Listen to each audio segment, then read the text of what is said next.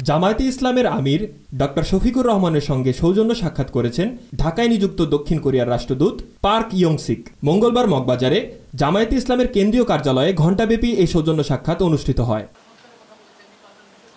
সাক্ষাৎ শেষে সাংবাদিকদের উদ্দেশ্যে জামায়াত আমির ডাক্তার শফিকুর রহমান বলেন, দুই দেশের স্বার্থ সংশ্লিষ্ট বিষয় নিয়ে কথা হয়েছে। দুই দেশের স্বার্থ সংশ্লিষ্ট বিষয় নিয়ে আমরা কথা বলেছি। পাশাপাশি আগামীতে আমাদের এই দুই দেশের সম্পর্ককে আরও কীভাবে একটা চমৎকার পর্যায়ে নিয়ে যাওয়া যায় সেই বিষয়ে আমাদের অভিব্যক্তি উভয়ই আমরা ব্যক্ত করেছি।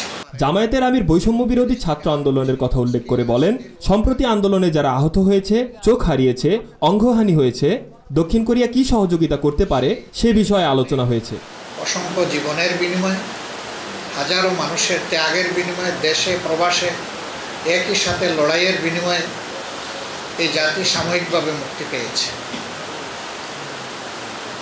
এই পর্বে বাংলাদেশ কিভাবে সামনে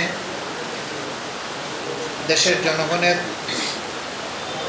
উন্নতি, নিরাপত্তা এবং অগ্রগতি নিয়ে বিশ্ব সম্প্রদায়ের সাথে কাজ করতে পারে, বিশেষ করে বাংলাদেশ এবং কোরিয়া এই ক্ষেত্রে তাদের পার্টনারশিপকে আরও কীভাবে উন্নত করতে পারে সেই বিষয়গুলি আমরা আলোচনা করি। পরে বাংলাদেশে নিযুক্ত দক্ষিণ কোরিয়ার রাষ্ট্রদূত পার্ক ইয়ং-সিক সাংবাদিকদের বলেন, কিভাবে দ্বিপক্ষিক সম্পর্ক উন্নয়ন, অর্থনৈতিক সহযোগিতা, বাংলাদেশে বিনিয়োগ বাড়ানো যায় সে ব্যাপারে কথা হয়েছে। Korean investment will continue, and then also the secondary is investment plus trade volume now increasing. Also, Bangladesh RNG exports to Korea increasing annually.